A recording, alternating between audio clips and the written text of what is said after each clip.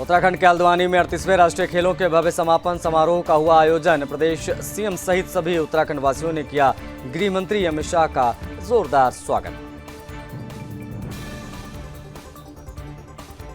38वें राष्ट्रीय खेलों के समापन समारोह में बोले गृह मंत्री अमित शाह। मुख्यमंत्री पुष्कर सिंह धामी ने हर जिले में खेल के बुनियादी ढांचे को सफलतापूर्वक विकसित किया है।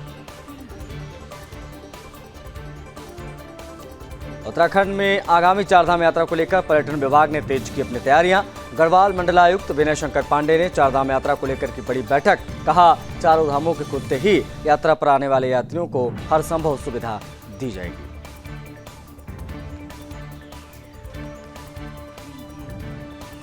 चारधाम यात्रा 2025 को सरल और सुरक्षित बनाने के लिए प्रशासन ने शुरू की कई व्यवस्थाएं। 30 अप्रैल से गंगोत्री और यमुनोत्री धाम के कपाट खुलने से चारधाम यात्रा की शुरुआत होगी। वक्फ संशोधन विधेयक को लेकर बोले सीएम पुष्कर सिंह धामी। कहा, यह विधेयक लंबे समय से अपेक्षित था। इसे लाने का फैसला राज्य के विकास और सभी समुदाय के अधिकारों की रक्षा के लिए महत्वपूर्ण।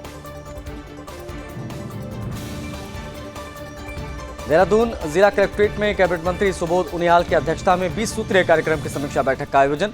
संबंधित विधायकों और पदाधिकारियों ने की शिरकत। उत्तराखंड के जंगलों में लगने वाली आग से बचाव को लेकर विभाग ने पूरी की तैयारी। फायर वॉचों को चिन्हित कर 1200 नए कर्मचारियों की भर्ती। 15 फरवरी से होगी फायर सीजन की शुरुआत। लालकुआं में आग ने मचाया तांडव। झोपड़पट्टी में लगी भीषण आग। आधा दर्जन से ज्यादा झोपड़ियां जली। मौके पर पहुंची दमकल विभाग की टीम ने कड़ी मशक्कत के बाद आग पर काबू पाया। उत्तराखंड में स्मार्ट प्रीपेड मीटर को लेकर चल रहे विवाद ने पकड़ा तूल। प्रदेश के अलग अलग जिलों में स्मार्ट मीटर लगाए जाने को लेकर विरोध कर रहे हैं लोग। उत्तराखंड में आगामी 18 फरवरी से होगी देहरादून विधानसभा बजट सत्र की शुरुआत। बजट को लेकर बोले सीएम पुष्कर सिंह धामी। कहा, ये सभी वर्गों के हितों को ध्यान में रखते हुए तैयार किया गया है।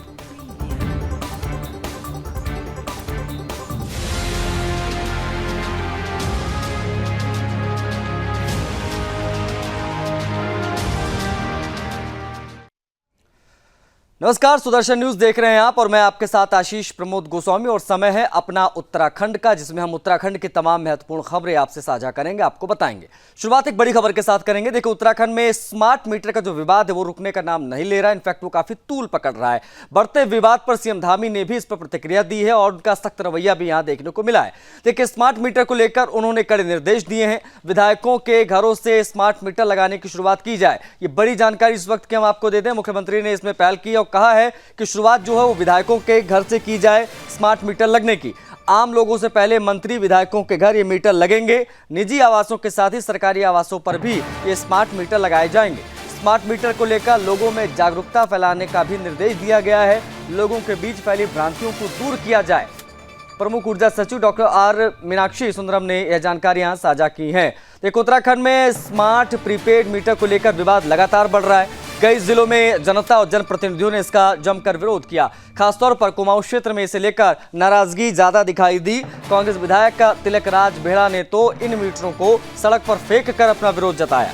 बढ़ते विरोध के बीच अब उत्तराखंड पावर कॉर्पोरेशन लिमिटेड यानी यूपीसीएल ने नया एक्शन प्लान तैयार किया है। ऊर्जा विभाग ने जनता की शंकाओं को दूर करने के लिए एक विशेष टीम गठित करने का फैसला लिया है। यह टीम उपभोक्ताओं को स्मार्ट प्रीपेड मीटर की विशेषताएं बताएगी और गलतफहमियों को दूर करेगी। फिलहाल विरोध को देखते हुए विभाग ने मीटर लगाने का काम अस्थायी रूप से रोका हुआ है और मीटर को पोस्टपेड मोड पर ही रखने का निर्णय लिया गया है।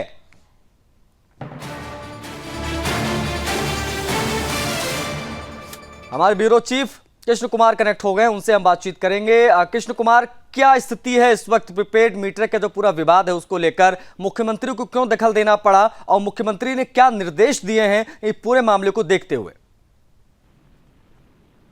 बिल्कुल आशीष, देखिए, अन्य राज्यों की तर्ज पे उत्तराखंड में भी पोस्टपेड मीटर हटाकर जो है प्रीपेड स्मार्ट मीटर लगाने की जो है वो प्रशासन और शासन ने कवायद उसकी शुरू करी थी, जिसका विरोध भी लगातार देखने को मिला है। खासकर अगर हम बात करते हैं तो विपक्षी पार्टी कांग्रेस ने जो है इसका जमकर विरोध किया। कुमाऊं की अगर हम बात करते हैं तो तिखा के विधायक तिलक राज बेहड़ ने भी जो है उसका मीटर को जो है तोड़कर इसका विरोध किया, जिसके बाद से जो है मामला काफी ज्यादा गर्मा गया। कांग्रेस के हर एक नेताओं ने इसका विरोध किया, कुछ आम जनता ने भी इसका विरोध जो है वो जताया कांग्रेस का प्रदर्शन देखकर, जिसके बाद से मुख्यमंत्री पुष्कर सिंह धामी ने भी ये पूरा मामला संज्ञान में लिया है और उन्होंने जनता को राहत देते हुए और उन्होंने सुविधा इसकी बताते हुए आदेश दिए हैं कि ये सबसे पहले मंत्री, विधायकों और अधिकारियों के निजी और सरकारी आवास दोनों पर लगेंगे। कुछ टाइम पर उनका वहां ट्रायल चला जाएगा ताकि जनता को भी लगे कि हाँ ये एक तरीके से सुविधा अनुसार चल रहा है, क्योंकि अभी तक हम देखते हैं पोस्टपेड मीटर में रीडिंग को लेकर काफी ज्यादा शिकायतें जो है वो जनता को रहती है कि उसकी रीडिंग ज्यादा चल रही है, किसी की कम चल रही है। इसी मिथक को दूर करने के लिए प्रीपेड मीटर का जो है वो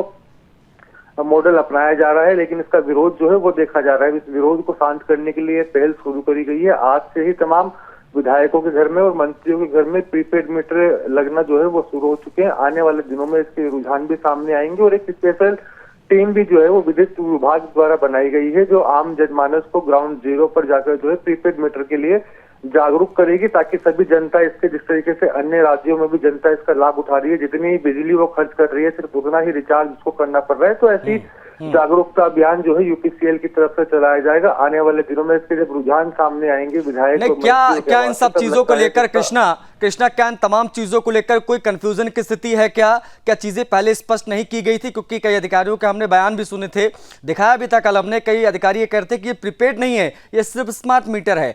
ये कंफ्यूजन की स्थिति है या वाकई में सब कुछ बहुत क्लियर है? ये स्मार्ट प्रीपेड मीटर है जो लग रहा है और इसमें कांग्रेस पार्टी की तरफ से विरोध किया गया, उसमें उनका क्या तर्क है, जरा ये भी बता दीजिए। बिल्कुल, देखिए इसमें प्रमुखता में अगर हम उत्तराखंड की बात करते हैं तो स्मार्ट प्रीपेड मीटर का विरोध जो है वो कांग्रेस पार्टी कर रही है। कांग्रेस पार्टी से पहले किसी ने भी, आम जनमानस ने जो है इसका विरोध नहीं किया था, क्योंकि लोगों को पहले ये भी लग रहा था कि हम जितनी बिजली खर्च करेंगे उतना ही हमको रिचार्ज करना पड़ेगा। इसमें पारदर्शिता जो है वो भी होगी, क्योंकि उनको टाइम टू टाइम नॉलेज होगी कि उसने हाँ कितने दिन में कितने रुपए की बिजली जो है वो खर्च करी है। तो कांग्रेस ने इसका विरोध किया है, जिसके बाद से जो कांग्रेस से जुड़े हुए लोग हैं वो भी इसका विरोध कर रहे हैं। लेकिन विरोध जैसी इसमें कोई भी बात नहीं है, क्योंकि हमने देखा है अन्य राज्यों में भी, चाहे हम अपार्टमेंट सोसाइटी की भी बात करते हैं तो वहां पे भी ऐसे ही स्मार्ट प्रीपेड मीटर जो है वो लगाए जाते हैं। जो भी इस तरीके से उसका जितना उपयोग करेगा उतना ही उसको रिचार्ज करना पड़ता है। तो फालतू की भ्रांतियां, जिस तरीके से हम देखते हैं कि पोस्टपेड बिल में 1 महीने बाद अगर हमको लगता है कि हमारी 100 मंथली रीडिंग जो है वो खर्च हुई है, वो 150 उसमें आ गई, तमाम भ्रांतियां जो है ऐसी दूर हो जाएगी, जिसको दूर करने के लिए उत्तराखंड सरकार की यूपीसीएल ने एक टीम भी बनाई है जो ग्राउंड जीरो पर जाकर जागरूकता अभियान चलाएगी और जो विधायक मंत्रियों के घर पे जो प्रीपेड मीटर लगाए जाएंगे उनका रिकॉर्ड भी उनको दिखाया जाएगा। कृष्णा, बहुत शुक्रिया आपका इन तमाम जानकारियों को साझा करने के लिए। तो आपने सुना हमारे जो ब्यूरो चीफ है कृष्णा, वो पूरी जानकारी साझा कर रहे थे कि आखिर किस प्रकार से ये पहल यहाँ से की गई है। मुख्यमंत्री ने खुद इसमें दखल दिया और कहा है कि इसकी जो शुरुआत है वो विधायक और मंत्रियों के आवास से करिए, फिर चाहे वो निजी आवास हो उनका, फिर चाहे वो सरकारी आवास हो, पहले उनके यहाँ पर स्मार्ट प्रीपेड मीटर लगाइए, तब लोग समझेंगे। खैर, बढ़ेंगे आगे। उत्तराखंड में स्मार्ट प्रीपेड मीटर को लेकर विवाद लगातार बढ़ता जा रहा है। कई जिलों में जनता और जनप्रतिनिधियों ने इसका जमकर विरोध भी किया है। मामले को लेकर जानकारी देते हुए ऊर्जा विभाग की मुख्य सचिव डॉक्टर आर मीनाक्षी सुंदरम ने जानकारी दी। बताया कि प्रदेश में स्मार्ट मीटर लगाए जा रहे हैं। स्मार्ट मीटर का प्रोजेक्ट केंद्र सरकार की ओर से जारी किया गया है। प्रदेश में स्मार्ट मीटर को लेकर कई सारी भ्रांतियां आम लोगों में देखने को मिल रही हैं। इसको देखते हुए प्रमुख सचिव ऊर्जा ने कहा है कि स्मार्ट मीटर के लगने से उपभोक्ताओं को काफी लाभ होगा। जिस तरह से पुराने मीटर में रीडिंग गलत आने की शिकायत होती थी, स्मार्ट मीटर में इस प्रकार की शिकायत नहीं होगी। मोबाइल ऐप के माध्यम से उपभोक्ता हर दिन अपनी बिजली की खपत को चेक कर पाएंगे। इसके साथ ही बिजली की लाइन में फॉल्ट आने की सूचना विभाग को खुद ही मिल जाएगी और सौर ऊर्जा का प्रयोग करने पर स्मार्ट मीटर ही रीडिंग काउंट करेगा। वहीं पुराने मीटर की जगह स्मार्ट मीटर लगने पर कोई भी शुल्क नहीं देना होगा। आपको बता दें कि प्रदेश में 15,88,000 उपभोक्ताओं के घर स्मार्ट मीटर लगाने का लक्ष्य है। स्टेट ने अभी तक भारत सरकार से ये मना नहीं किया है कि हम स्मार्ट मीटर नहीं लगाएंगे। भारत सरकार फंडिंग करते हैं इसको RDSS प्रोग्राम के माध्यम से और सभी स्टेट इसमें प्रतिभाग कर रहे हैं और स्मार्ट मीटर हर स्टेट में लगाया जा रहा है। कोई स्टेट हमसे बहुत आगे है, कोई स्टेट हमसे बहुत पीछे है। किसी स्टेट में टेंडरिंग प्रोसेस अभी चल रहा है, किसी स्टेट में टेंडरिंग प्रोसेस बहुत पहले खत्म होकर के बहुत मीटर्स लगाए जा चुके हैं। तो हमारे अभी टेंडरिंग प्रोसेस कंप्लीट होकर के जस्ट लगाना शुरू हुआ है और इस वजह से कुछ भ्रांतियां उसको लेकर के आ जा रहे हैं। तो अब मेरा ड्यूटी बनता है कि मैं ऑफिशियल क्लैरिफिकेशन इश्यू करूं। तो सबसे पहले तो स्मार्ट मीटर उपभोक्ता को कैसे फायदेमंद होगा, मैं उस पॉइंट को बताना चाहता हूँ।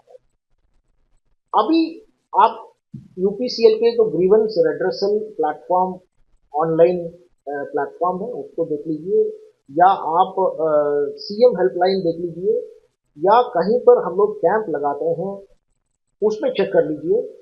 सबसे ज्यादा जो शिकायत आता है वो ये है कि मेरा मीटर रीडिंग गलत था, मेरे बहुत ज्यादा बिल लगा दिए गए। बढ़ेंगे आगे। देखिए, अक्सर सड़कों पर आपने कई बच्चों को भीख मांगते या लोगों के पीछे दौड़ती हालत में देखा होगा। ये मामले लगातार बढ़ते जा रहे बाल भिक्षावृत्ति को खत्म करने के लिए इस बीच उत्तराखंड पुलिस ऑपरेशन मुक्ति नाम से एक अभियान चला रही है। भिक्षावृत्ति में लिप्त बच्चों को भिक्षावृत्ति के दलदल से मुक्त कर शिक्षा की ओर अग्रसर करने और उनके पुनर्वास हेतु नियमानुसार कार्रवाई करने हेतु भिक्षा नहीं शिक्षा दें और सपोर्ट टू एजुकेशन और चाइल्ड की थीम पर प्रदेश के सभी जिलों में ऑपरेशन मुक्ति अभियान शुरू किया गया है। इसके तहत ही देहरादून डीएम सविन बंसल ने भीख मांगने वाले बच्चों को मुख्यधारा से जोड़ने के लिए आधुनिक इंटेंसिव केयर सेंटर बनाने को लेकर महत्वपूर्ण निर्णय लिया है, जिसके फलस्वरूप भिक्षावृत्ति में लिप्त और सड़क पर घूमते बच्चों को आम बच्चों की तरह ही शिक्षा से जोड़ा जा रहा है। बच्चों को खेल खेल में शिक्षा से जोड़ने का प्रयास सफल होता दिख भी रहा है। अब बच्चे स्वयं ही ज्ञान प्राप्त करने हेतु इंटेंसिव केयर सेंटर में पहुंचने लगे हैं। एक्सरसाइज है, जब तक हमारा बिहेवियरल माइंडसेट सोशल ट्रांसफॉर्मेशन नहीं होता है वृहद स्तर पे, जो कि प्रयास है हमारे इंटेंसिव शेल्टर यूनिट का, जहाँ से बच्चों को रिकवर करके जब हम शेल्टर यूनिट में रखते हैं, जहाँ पे हमारे एनजीओज के माध्यम से उनको हम एक्टिविटी बेस्ड लर्निंग में एंगेज करना चाह रहे हैं, मुख्य धारा से जोड़ना चाह रहे हैं। तो जब तक ये अंडरस्टैंडिंग और ये ट्रांसफॉर्मेशन वृहद स्तर पे नहीं आती है, तब तक ये प्रक्रिया हमको गतिमान रखनी है। और इसको हमने शॉर्ट टर्म एक्टिविटी कभी प्लान किया भी नहीं है, इसको हमने लॉन्ग टर्म एक्टिविटी के रूप में ही प्लान किया है। उसी के अकॉर्डिंग बजट भी एलोकेट किया है, उसी के अकॉर्डिंग मैन पावर और इक्विपमेंट्स भी दिए हैं। तो जितनी हम इन्वेस्टमेंट कर रहे हैं, we foresee an increase in this investment. अभी आने वाले समय में तो ये प्रक्रिया चलेगी। बस उद्देश्य ये है कि हम ज़्यादा से ज़्यादा संख्या में बच्चों को मेन स्ट्रीम से जोड़ पाएँ और उनको फॉर्मली फिर हम एजुकेशन से लिंक कर पाएँ। बढ़ेंगे आगे। देहरादून समेत उत्तराखंड के कई जिलों में आज मौसम का मिजाज बदला हुआ है। बादलों के कारण धूप नहीं आई, कई जगहों पर बारिश भी हुई। देखिए, ठंडक बढ़ गई है। एक बार फिर से मौसम विभाग ने कई जिलों में बारिश और बर्फबारी का अलर्ट भी जारी कर रखा है। मौसम विभाग के अनुसार 19 और 20 तारीख को देहरादून समेत 6 जिलों में हल्की बारिश की संभावनाएं हैं। मौसम वैज्ञानिक रोहिल थपलियाल के अनुसार रविवार को भी कुछ जिलों में बारिश होने का अनुमान है। 3000 मीटर से ज्यादा ऊंचाई वाले इलाकों में बर्फबारी की संभावना है। 19 और 20 फरवरी को राज्य के अधिकांश हिस्से में बारिश हो सकती है। देखिए, आज 15 फरवरी है, तो आज के दिन उत्तराखंड के पर्वतीय क्षेत्रों में कहीं कहीं बहुत हल्की से हल्की वर्षा और बर्फबारी मिलने की संभावना है। साथ ही जो मैदानी क्षेत्र है वहाँ पर भी इक्का दुक्का स्थानों पे बहुत हल्की वर्षा मिल सकती है। इसमें जो 3200 या फिर 3300 मीटर या उससे अधिक ऊंचाई वाले क्षेत्र हैं वहाँ कहीं कहीं बर्फबारी भी मिल सकती है। तो लाइट एक्टिविटी रहेगी उत्तराखंड में। कल जो है एक्टिविटी कम हो जाएगी। तो कल 16 फरवरी को उत्तराखंड के जो पर्वतीय क्षेत्र हैं, विशेषकर जो उसमें उत्तरकाशी, चमोली, पिथौरागढ़ जनपद है, यहाँ कहीं कहीं बहुत हल्की वर्षा बर्फबारी मिलने की संभावना है। उसके बाद बात करें तो 19 और 20 को एक वेस्टर्न डिस्टर्बेंस उत्तराखंड के मौसम को प्रभावित कर सकता है, जिसके चलते जो 19 की रात से बोल सकते हैं कि एक्टिविटी शुरू होने की संभावना है। तो 19 को कहीं कहीं, जबकि 20 तारीख को जो है कुछ स्थानों पे उत्तराखंड में हल्की वर्षा बर्फबारी मिलने की संभावना है। अब तापमान की बात करें तो जो आज जैसे क्लाउडिंग की वजह से अधिकतम तापमान में कुछ 2 से 3 डिग्री जो है उत्तराखंड में गिरावट मिलने की संभावना है, लेकिन उसके बाद जो है क्लाउडिंग हटने के बाद जो अगले 16, 17, 18 तारीख में थोड़े अधिकतम तापमान बढ़ सकते हैं। उधम सिंह नगर में पुलिस को मिली बड़ी सफलता, बड़ी जानकारी आपको देंगे। मुठभेड़ के बाद 2 आरोपियों को गिरफ्तार किया गया है। हथियार के दम पर लूटपाट के आरोपी हैं दोनों बदमाश। मुठभेड़ के दौरान दोनों बदमाशों के पैर में गोली लगी है। इलाज के लिए इनको अस्पताल में भर्ती कराया गया है। ये बड़ी खबर इस वक्त की। दोनों आरोपियों के पैर में गोली लगी, उनको अस्पताल में भर्ती कराया गया है। हथियार के दम पर लूटपाट के आरोपी हैं दोनों बदमाश।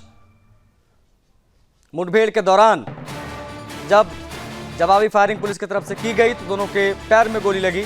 इलाज के लिए दोनों अस्पताल में भर्ती हैं। ऊधम सिंह नगर से ये बड़ी खबर है। नानकमत्ता थाना क्षेत्र में 2 कुख्यात अभियुक्तों को गिरफ्तार करने का प्रयास किया गया। अभियुक्तों द्वारा भागते हुए गिरफ्तारी से बचने के लिए पुलिस टीम पर फायर किया गया। पुलिस के जवाबी फायर में दोनों अभियुक्त घायल हुए, जिनके पैरों में गोली लगी। अस्पताल में इनका उपचार कराया गया।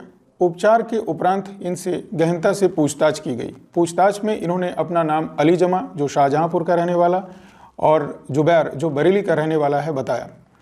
इन्होंने इसी माह की 9 तारीख को नानकमत्ता थाना क्षेत्र के रईस अहमद के यहाँ अपने कुछ साथियों के साथ मिलकर एक लूट की घटना को अंजाम दिया था। इनसे पूछताछ में यह भी पता चला कि इन पर हत्या, लूट और चोरी के कई मुकदमे उत्तर प्रदेश में पंजीकृत हैं। अब बात आगामी चारधाम यात्रा की हम करेंगे, क्योंकि उत्तराखंड में आगामी चारधाम यात्रा को लेकर पर्यटन विभाग ने अपनी तैयारियां तेज कर दी हैं। देखिए, पिछली 5 फरवरी को गढ़वाल मंडलायुक्त विनय शंकर पांडे ने ऋषिकेश में चारधाम यात्रा को लेकर एक बड़ी बैठक की थी, जिसमें सभी संबंधित जिले के अधिकारी शामिल हुए थे। अब सभी विभाग अपने स्तर से यात्रा को सफल बनाने के प्रयासों में जुटे हुए हैं। प्रदेश के पर्यटन सचिव सचिन कुर्बे ने कहा है कि यात्रा व्यवस्थाओं की और अधिक व्यवस्थापित करने के लिए प्रयास किए जा रहे हैं, ताकि इनको और व्यवस्थित किया जा सके। इसके सकारात्मक परिणाम भी सामने देखने को मिल रहे हैं। चारों धामों के खुलते ही यात्रा में तेजी आएगी और तीर्थ यात्रियों को हर संभव सुविधा मुहैया कराने के लिए प्रशासन स्तर से प्रयास जारी है। देखिए, आदि कैलाश ओम पर्वत, इसके संदर्भ में पिछले यात्रा तो पहले से भी चलती आई है, लेकिन इसको एक हाई एंड का प्रोडक्ट बनाने के पॉइंट ऑफ व्यू से पिछले साल से हमने इसको एरियल सर्विस भी इसमें शुरू कराई है। अगर हम आंकड़ों की तरफ देखें तो 2022 के बाद आदि कैलाश ओम पर्वत की जो यात्रा है, आदि कैलाश यात्रा जिसे कहा जाता है, इसमें ऑलमोस्ट बढ़ोतरी तो हुई है, लेकिन विगत साल में ये बढ़ोतरी 3 गुना देखी गई है। तो एरियल के माध्यम से, एरियल दर्शन के माध्यम से, और पिछले नवंबर दिसंबर में हमने कैलाश के दर्शन फ्रॉम इंडियन सॉइल ये भी हमने कराया था, जिसको बहुत अच्छा रिस्पांस मिला है। और इसी के मद्देनजर जो अभी कल की कैबिनेट में जो निर्णय हुआ है कि हमने MI-18 के माध्यम से एरियल दर्शन की हमने सुविधा शुरू की है, जिसमें 26,000 रुपीज का एक काइंड ऑफ एक कैप हमने अपनी तरफ से हम वो बेयर कर रहे हैं। देहरादून जिला कलेक्ट्रेट में कैबिनेट मंत्री सुबोध उनियाल की अध्यक्षता में 20 सूत्रीय कार्यक्रम की एक समीक्षा बैठक का आयोजन किया गया। इसमें संबंधित विधायकों और पदाधिकारियों ने शिरकत की। समीक्षा बैठक के उपरांत कैबिनेट मंत्री सुबोध उनियाल ने मीडिया से बात की। मीडिया से बात करते हुए कहा कि विभिन्न विभागों को लगभग 100 करोड़ का बजट आवंटित किया गया था। साथ ही जनप्रतिनिधियों को दी गई योजनाओं की प्रगति की समीक्षा की गई है, जिसमें पाया गया कि 95% विभागों ने 100% प्रगति की है, लेकिन 5% को फटकार लगाते हुए काम पूरा करने की हिदायत भी दी गई। उन्होंने कहा कि उरेडा, जल जीवन मिशन और मुख्यमंत्री स्वरोजगार योजना में प्रगति न होने के कारण निर्देश दिए गए हैं कि 31 मार्च से पहले 100% लक्ष्य अचीव कर लिया जाए, वरना आने वाले समय में जिला योजना में धन आवंटन के दौरान उन्हें इसका खामियाजा भुगतना पड़ सकता है।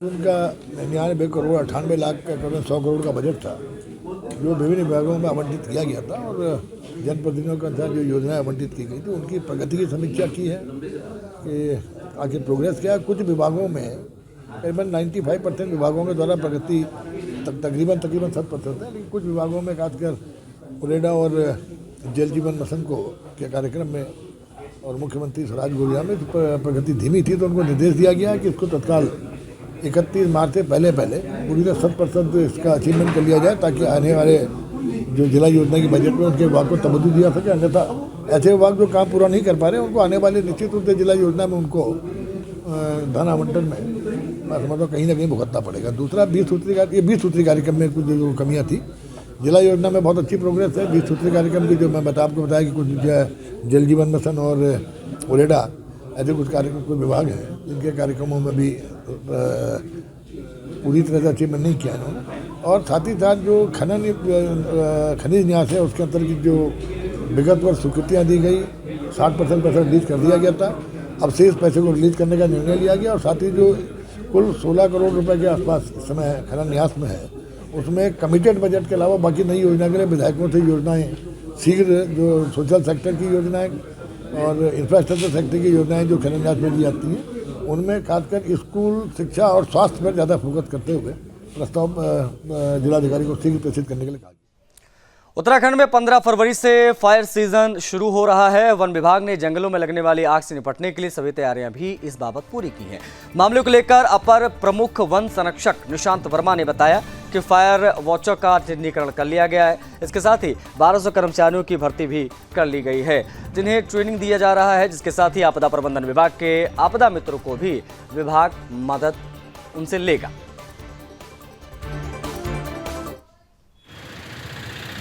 फायर सीजन में जैसे अब 15 तारीख से हमारा सत्र शुरू होगा, तो लोग अभी डिविजन्स में जो है फायर वॉचर्स का चिन्हीकरण कर लिया गया है और अभी हम लोग 15 तारीख से फायर वॉचर्स को योजित करेंगे। स्थानीय जो ग्रामीण हैं वहीं से ही, ग्रामों से ही फायर वॉचर्स देते हैं।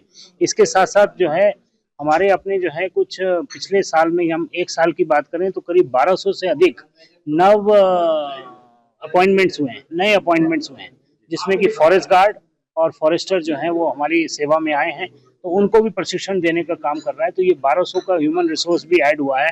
और कुछ जो आपदा प्रबंधन विभाग ने जो आपदा मित्र विकसित किए हैं, उनको भी हम लोग इस बार योजित करेंगे।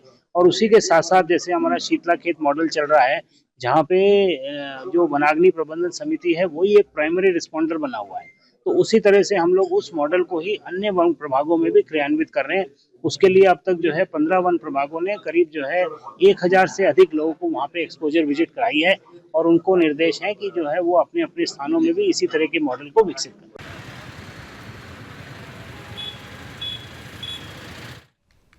बढ़ेंगे आगे, एक और बड़ी खबर की बात करेंगे। देखिए, लालकुआं में आग ने तांडव मचा दिया। झोपड़पट्टी में भीषण आग लग गई। करीब 6 से ज्यादा झोपड़ियां जल गई। मौके पर पहुंची दमकल की कई गाड़ियों ने कड़ी मशक्कत की, उसके बाद में आग पर काबू पाया गया। खाना बनाते समय आग लगी थी, ऐसी सूचना प्राप्त हुई है। तो ये बड़ी खबर है। करीब आधा दर्जन से ज्यादा झोपड़ी जो है वो यहाँ जल गई। खाना बनाते समय यह हादसा पेश आया। मौके पर दमकल की कई गाड़ियां पहुंची, जिन्होंने कड़ी मशक्कत की और आग पर काबू पाया। लालकुआं में आग ने किस प्रकार से तांडव मचाया, उससे जुड़ी ये बड़ी खबर इस वक्त की। कुछ तस्वीरें भी आई हैं जो हम आपको दिखा रहे हैं। लालकुआं में आग ने किस प्रकार से नुकसान पहुंचाया वो आप देख सकते हैं। ये तस्वीरें हम आपको दिखा रहे हैं कि किस प्रकार से यह आग लगी और काबू पाया गया आग पर। कड़ी मशक्कत के बाद काफी नुकसान यहां पर हुआ। फायर ब्रिगेड की गाड़ियां मौके पर पहुंची और आग पर काबू पाया गया। काफी दूर तक ये धुएं का गुबार जो है वो दिखा यहाँ पर और काफी नुकसान यहाँ पर हुआ। कई झोपड़ियां जो है जल गई। संख्या करीब 6 के आसपास बताई जा रही है जो यहाँ पर जली है। बढ़ेंगे आगे। देखिए, पौड़ी में फायर सीजन शुरू होने से पहले ही वनाग्नि से निपटने के लिए जिला प्रशासन ने एक मॉक ड्रिल का सफल आयोजन किया। मॉक ड्रिल के तहत पौड़ी के तमाम गांव और जो मांडरखाड़ा है क्षेत्र में वनाग्नि की सूचना दी गई। इसके बाद वन विभाग, एसडीआरएफ, पुलिस बल और स्वास्थ्य विभाग की टीम सक्रिय हुई। घटना के अनुसार 12 छात्रों समेत एक व्यक्ति जंगल के इर्द गिर्द वनाग्नि में फंसे। रेस्क्यू टीम ने त्वरित कार्रवाई की। वनाग्नि को नियंत्रित किया गया। 10 छात्रों को सुरक्षित बाहर निकाला गया। ये मॉक ड्रिल कुछ इस प्रकार से किया गया। आग में झुलसे 2 छात्रों को प्राथमिक उपचार के बाद जिला अस्पताल भेजा गया। आग के धुएं के कारण बेहोश हुए व्यक्ति को भी तुरंत चिकित्सा सुविधा उपलब्ध कराई गई। इस मॉक ड्रिल की monitoring DM Pauri, DFO Garhwal, one प्रभाग और अन्य अधिकारियों ने मिलकर की।